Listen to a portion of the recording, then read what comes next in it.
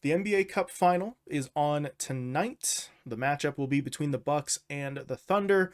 It's almost guaranteed to be a very good and very entertaining matchup. But the thing that I want to talk about with this video is not the literal basketball matchup between these two, but the sort of narrative value that the NBA Cup brings us. I've heard the viewpoint pretty frequently that fans are having trouble sort of caring or hyping up the NBA Cup in the way that the league might want them to, and I understand that, right? It's certainly a reasonable perspective from a lot of these fans. Without the do or die nature of playoff games, without the threat of elimination, there's a perceived sort of lack of stakes, right? A lot of fans ask, why should I care? Especially considering most of the games in the in-season tournament are just regular season games that were designated to be special. So it's understandable, but to me, some of the value from the NBA Cup and from this NBA Cup final in particular comes from the ability to take early and mid-season narratives and put them in the spotlight in a scenario where a lot of people might just kind of, gloss over them. Right, to show you what I mean, let's start with the Bucks, right? Remember 6 weeks ago when the Bucks started 2-8 and were one of the worst teams in the Eastern Conference, right? We heard all sorts of thoughts and hot takes about what was wrong with Milwaukee, what needed to be done to fix this team. Could the team even be fixed? Things of that nature. Since then, the team's gone 12-3. They have an average point differential of plus 5.8. They've improved on both sides of the ball. Giannis is continuing to put up incredible numbers, and the narrative has shifted. Right? The narrative is now one of recovery for the Bucks, right? They were a team that started the season terribly and has turned things around by fixing things internally. They didn't go out and trade for another star player. They didn't fire their coach. They didn't do anything sort of drastic like we've seen from them in the past. They fixed their issues, presumably, and now they're in this position back to being one of the stronger teams in the East. Meanwhile, on the Oklahoma City side of things, the Thunder are a young team on the rise. They just finished first in the Western Conference last season, but they didn't get as far into the playoffs as they might have hoped for. This team is already one that's working with or working against, maybe, the narrative that every young, good team has faced, and that is the balance of talent against experience. You have guys who are young and they're good, but they haven't been on those bigger stages before due to their age, and now they need to sort of prove themselves capable of playing on that stage. You look at the standings, the Thunder have followed through so far. They are once again first in the West. They're 20-5, I believe, at the time of this recording, even with Chet Holmgren hurt. They've got a top 10 offense by offensive rating, and they're first in the league in defensive rating. So you take those two narratives, the Bucks and the Thunder, and you put them in this NBA Cup final, and we have a matchup of two extremes, right? Two sides of a spectrum. On the one hand, you have a team like Milwaukee. They are the more established and experienced power. They are a team with championship experience. They have won a title before, but they have been questioned and criticized relentlessly due to a pretty horrific start to their season that they have seemingly recovered from, right?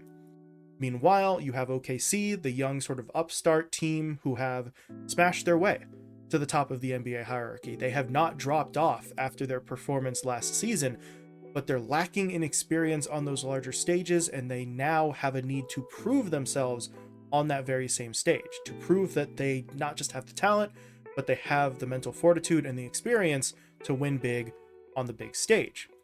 When you match those two sort of extremes up here, you get a scenario where the literal outcome of the game is not going to resolve or end either of these narratives, right? The idea is not to come away with one narrative being correct and the other being wrong, right? It's not that the story around the Bucks is right and the Thunder's wrong or vice versa. It's the chance to examine these teams in the middle of the season, in the middle of their campaigns, and see where those narratives started at the beginning of the season, how they might have already shifted here in the middle of the season, and then how they might continue to shift once we start moving towards the playoffs. Because as much as people like to claim that it is so, the story of the NBA season is not simply that one team wins a championship and 29 teams don't. That is the literal outcome of a season. Only one team wins a championship per year. But that's not the only story, right? There's so much more to sort of follow and talk about over the course of a whole campaign. Things go wrong, players break out, and expectations suddenly shift from, a team in the bottom half to suddenly being a playoff team, or a team like New Orleans who suffers a whole slew of injuries and is suddenly out of the picture. Those narratives are not static over the course of the season. You can't just sort of check in at playoff time and have the full story. So the NBA Cup gives us a perfect reason, or a perfect excuse maybe, to do exactly that, to take a look at these teams as they stand now, to take a snapshot of where the league stands now, so that we can compare where we are to where we were at the start of the season, and so that later on down the line, we can compare where we are now to where we're going to be. I find that interesting. I find that fun. That's part of the point of the regular season from my perspective. I know that's a perspective that is maybe not even in the majority, but that is the way of things. The NBA Cup final, I think, gives us a chance to look at these two teams. The narratives don't change for them because they're in this cup final compared to if they hadn't made it here, but it gives us a chance to emphasize what the story has been for these two teams so far on a big, important stage with some stakes attached to it. So really, that's all I got. I understand that there's a lot of fans who are having trouble, finding a reason to care, but there are reasons if you're, if you're into the narrative side of basketball, which hopefully a lot of people are. But that's all I've got. In terms of the actual literal matchup itself, which team do you think wins? Do you believe it'll be the Thunder or the Bucks who take the in-season tournament this year?